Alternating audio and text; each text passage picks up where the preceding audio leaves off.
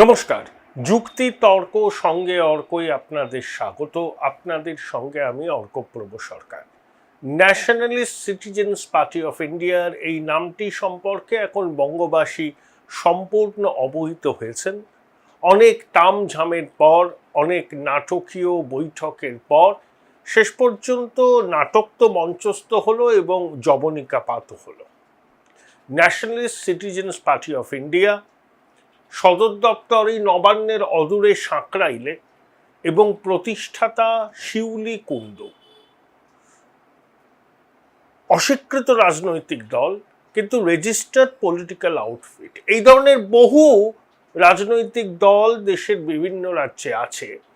এখন এই ধরনের একটি রাজনৈতিক দলের খোঁজ বিদ্রোহী সাংসদদের কে বা কারা দিল সেটা নিয়ে গবেষণা হতেই পারে, কিন্তু খুব সুপরিকল্পিতভাবে এই কাজটি করা হয়েছে যাতে সুপ্রিম কোর্টের রায়, সাংবিধানিক সংকট, দলত্যাগ বিরোধী আইনকে আপাতত শিখিয়ে তোলা যায়।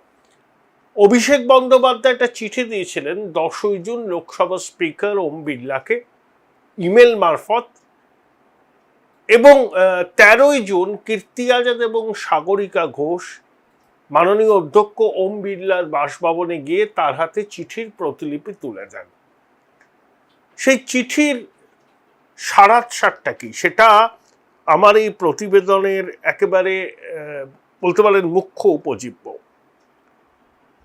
অভিষেক বন্দ্যোপাধ্যায় তার চিঠিতে সুপ্রিম কোর্টে 2023 সালের সুভাষ দেশাই বনাম মহারাষ্ট্রের রাজ্যপাল মামলার রায় উল্লেখ করেছেন। সাংবিধানিক বেঞ্চ ছিল। সেই রায়তে কি বলা হয়েছিল? যে কোনো রাজনৈতিক দলের বিধানসভার পরিষদীয় দল বা লোকসভার সংসদীয় দল, রাজ্যসভার সংসদীয় দল, তারা কিন্তু মূল দলের ইন্টিগ্রাল পার্ট। তাদের মধ্যে আস্থার সম্পর্ক, বিশ্বাসের সম্পর্ক এবং আত্মিক সম্পর্ক থাকা জরুরি। কারণ দলই হুইপ এবং দলনেতা নির্বাচিত করে এবং সেই দলের প্রতীকেই তারা নির্বাচিত হন। তাই সেই দলের প্রতি বিশ্বাস, আস্থা রাখাটাই জরুরি। যে চিঠি অভিষেক বন্দ্যোপাধ্যায় দিয়েছেন তাতে কি বলেছেন তিনি? রাজনৈতিক দলই আসল শক্তির উৎস। বিধানসভা বা লোকসভার সংসদীয় দল নয়। দলে হুইপ এবং নেতা নির্বাচন করে। ফলে আসল দলকে অগ্রাহ্য করে কয়েকজন সাংসদ নিজের মতো দলনেতা বা হুইপ নির্বাচিত করতে পারেন না। সাংবিধানিক বেঞ্চের রায়। এর আগে সাদিক আলী মামলায় সুপ্রিম কোর্ট কি বলেছে? এই যে অজিত পাওয়ারের, প্রয়াত অজিত পাওয়ারের এনসিপি ভেঙে গেল, একনাথ সিন্দে শিবসেনাকে ভাঙালেন, প্রতীক তাদের নির্বাচন কমিশন দিল। সেখানে শুধু বিধানসভায় সংখ্যাগরিষ্ঠ বিধায়ক অজিত পাওয়ারের পক্ষে ছিলেন বা একনাথ সিন্দের পক্ষে ছিলেন, লোকসভাতেও সংসদীয় দলে সাংসদরা একনাথ সিন্দে এবং অজিত পাওয়ারের পক্ষে ছিলেন। এটা যেমন একটা মাপকাঠি, তেমনি সাংগঠনিক কাঠামোতেও অজিত পাওয়ার প্রয়াত এবং একনাথ সিন্দের পক্ষের সংখ্যাগরিষ্ঠতা ছিল। তাই নির্বাচন কমিশন তাদের প্রকৃত শিবসেনা বা প্রকৃত এনসিপি হিসেবে স্বীকৃতি দিয়েছে এবং প্রতীক দিয়েছে। কিন্তু দল ভাঙার ক্ষেত্রে সংসদের সদস্য সংখ্যার সংখ্যাগরিষ্ঠ বা বিধানসভায় বিধায়ক সংখ্যার সংখ্যাগরিষ্ঠ একটা পক্ষে আছে, এটা একমাত্র বিবেচ্য হতে পারে না।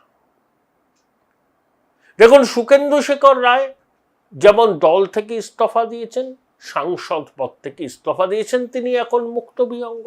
তাকে বিজেপি আবার পুনরায় নমিনেশন দেবে, 3 বছরের জন্য তিনি সাংসদ থাকবেন, কারুর কিছু বলার নেই। কিন্তু এই যে জনাকুড়ি সাংসদ, তারা তৃণমূলের টিকিটে নির্বাচিত হয়েছে। তারা যদি এখন লোকসভার ভিতরে বলেন যে আমরাই প্রকৃত তৃণমূল, আমাদের আলাদা ব্লকের মর্যাদা দেয়া হোক, সংবিধান সেটাকে অনুমোদন করে না। সুভাষ দেশাই বনাম মহারাষ্ট্র রাজ্যপালের যে মামলার সুপ্রিম কোর্টের যুগান্তকারী রায়ে স্পষ্টভাবে সেটা উল্লেখ আছে। অর্থাৎ সংসদীয় দল বা পরিষদীয় দল মূল দলেরই অবিচ্ছেদ্য অঙ্গ, তারা আলাদা কিছু নয়। মূল দলের সঙ্গে তাদের সম্পর্কটা আত্মিক, এটা সুপ্রিম কোর্ট বলেছে। কারণ মূল দল তাদেরকে প্রার্থী হিসাবে চয়ন করে, প্রতীক দেয় এবং মূল দলের বিচারধারাকে প্রচারের রেখে মানুষের কাছে গিয়ে তারা জনদেবতার আশীর্বাদ নিয়ে সাংসদ বা বিধায়ক নির্বাচিত হন। মূল দলটাই আসল। সুপ্রিম কোর্টের সাংবিধানিক বেঞ্চের এই রায় যখন খুঁটিয়ে কনস্টিটিউশনাল এক্সপার্টরা দেখেন, তখন তারা সিদ্ধান্ত নেন যে আলাদা ব্লক টক বলে কিছু করা যাবে না, তাদেরকে মার্চ করতে হবে। এখন বিজেপি নেবে না তাদের।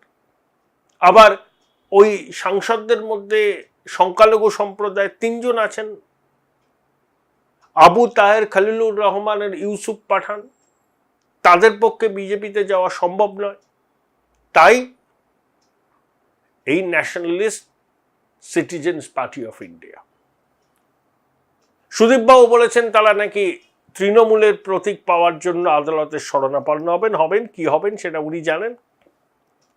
তবে এই দলের হয়ে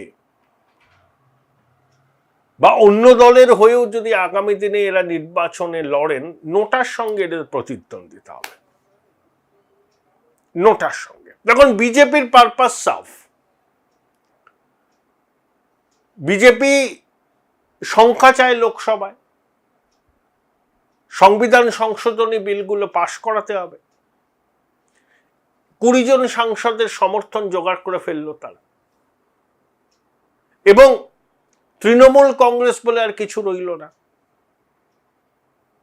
খাতায় কলমে রইলেও তৃণমূল কংগ্রেসের তো আর কোনো শক্তি টক্তি নেই এখন। এটা বিজেপির সুবিধা। বাংলায় পালা বদলের পর 20 জন সাংসদের একবার একযোগে বেরিয়ে এসে ন্যাশনালিস্ট সিটিজেন্স পার্টি অফ ইন্ডিয়ায় যোগদান। তারা পরিষ্কার বলছেন যে প্রধানমন্ত্রী নরেন্দ্র মোদীর নির্দেশ মেনে তারা চলবেন এবং এনডিএকে সমর্থন করবেন। এটাই বিজেপির প্রাপ্তি, আর কি। তাহলে 20 জন সংসদ সদস্যের সমর্থন তারা জোগাড় করে ফেলল লোকসভায়। Join Runux Institute of Hotel Management, New Town, offering guaranteed global placement in hotel, hospitality, aviation, hospital and culinary management. কিন্তু যারা বাগী সাংসদ হয়েছিলেন তারা এবার বুঝবেন কত ধানে কত চাল। দেখুন, সুদীপ বাবুর কি আছে, তার বয়স হয়েছে, লোকসভায় তার এটা শেষ টার্ম চলছে।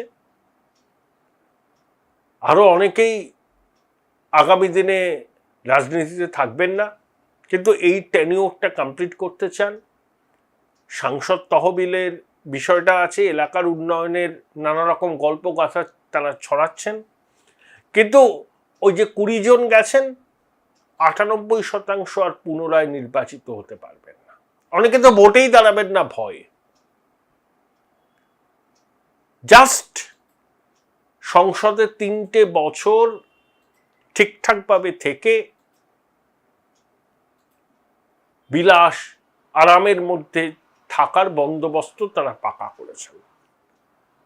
বিজেপির এই ভূমিকায় আমি কোনো দোষের কিছু দেখি না, কারণ সংবিধান সংশোধনী বিল পাশ করাতে হবে এবং দেশের স্বার্থে গুরুত্বপূর্ণ বলে আমি মনে করি। এক দেশ এক ভোট, ডেলিমিটেশন, উইমেন রিজার্ভেশন, তারপরে অভিন্ন দেয়ানি বিধি আছে, এগুলো দেশের স্বার্থে খুব জরুরি। তার জন্য বিজেপির এই যে সংখ্যা জোগাড়ের খেলায় নেমেছে, এর মধ্যে অন্যায় কিছু নেই, কিন্তু অনেকে বিশুদ্ধবাদী ভ্রুকঞ্চন করছেন, সেটা তাদের ব্যাপার। কিন্তু আমার মনে হয় যে বৃহত্তর একটা স্বার্থকে মাথায় রেখেই বিজেপি এগিয়েছে, তাই সংখ্যা জোগাড় করার জন্য তারা চেষ্টা করছে এবং অনেক জায়গায় সফল হচ্ছে এবং আলটিমেটলি সফল হবে। কিন্তু ন্যাশনালিস্ট সিটিজেন্স পার্টি নামক যে আউটফিটকে কেন্দ্র করে 14ই জুন রাত থেকে রাজনীতি গরম হয়ে উঠেছে, এদের সঙ্গে যারা যুক্ত হয়েছেন তাদের রাজনৈতিক ভবিষ্যৎ ঘোর অনিশ্চয়তার মুখে। অনেকে রাজনীতি থেকে অবসরের দোরগোড়ায় দাঁড়িয়ে আছেন, অনেকে রাজনীতি ছেড়ে দেবেন, আবার অনেকে নির্বাচনে প্রতিদ্বন্দ্বিতা করলে নোটার থেকে কম ভোট পাবেন।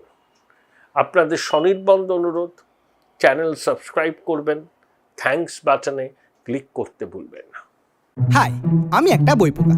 ছোটবেলা থেকেই মা বলতো পরীক্ষার আগে বইগুলো গুলে খেতে হবে। তো ব্যাপারটা আমি একটু বেশি সিরিয়াসলি নিয়ে ফেলেছিলাম। খুঁটিয়ে পড়তে গিয়ে বই খুঁটে খেয়ে ফেললাম। তাও ক্লাস 11-এর দুটো সেমিস্টারে একটাও কমন পেলাম না।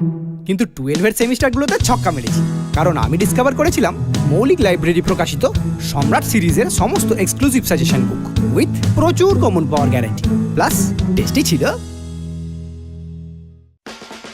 উচ্চ মাধ্যমিকের পর উজ্জ্বল ভবিষ্যৎ গড়তে NCHMCT পর্যটন দপ্তর, ভারত সরকারের hospitality and hotel management, Paschimbanga সরকারের মাকাউটের BBA BCA, fashion design, aviation tourism, culinary arts পড়ো SBI HM কলেজে। স্টুডেন্ট ক্রেডিট কার্ড ও ব্যাংক লোন পাবে SBI HM এ পড়লে। কোর্সের শেষে SBI HM দেশ ও বিদেশে চাকরির ব্যবস্থা করে থাকে। SBI HM হলো পশ্চিমবঙ্গের সেরা ম্যানেজমেন্ট কলেজ। SBIHM.com। বোলপুর শহরের কোলাহল থেকে মাত্র 20 মিনিট দূরেই রয়েছে সুন্দর রিসর্ট, যেখানে পেয়ে যাবে স্পেশিয়াস আর এস্থেটিক্যালি ডিজাইন রুম। তোমরা যারা গ্রুপে যাও তাদের জন্য আছে কমফোর্টেবল গ্রুপ স্টে অপশন, আর কাপলদের জন্য রয়েছে লাক্সারিয়াস সুইট রুম, তার উপর আবার ফ্ল্যাট 10% অফ। এখানে প্রকৃতির মাঝে তোমরা পেয়ে যাবে একটা সুন্দর সুইমিং পুল, ছোটদের জন্য প্লে এরিয়া আর একটা এস্থেটিক সেলফি কর্নার। প্রপার্টিটা পুরোটাই পেট ফ্রেন্ডলি, আর এখানে আছে অনেক কিউট ছোট ছোট র্যাবিটস। সকালের ব্রেকফাস্ট থেকে ডিনার পর্যন্ত পেয়ে যাবে একদম হোমলি কমফর্ট ফুড, যা এক কথায় অসাধারণ। বেঙ্গলি কুইজাইনের সাথে সাথে পেয়ে যাবে চাইনিজ আর নর্থ ইন্ডিয়ান অপশন। বিকেলে বনফায়ারের আলো, বন্ধুদের সাথে আড্ডা আর খোলা আকাশের নিচে গ্রাম বাংলার হাওয়া, পুরোটাই এক অপরূপ অনুভব। তাহলে বলো তোমরা কবে প্ল্যান করছো এই পিসফুল এসকেপটা? And don't forget to follow Miss Cupcake for more such travel updates.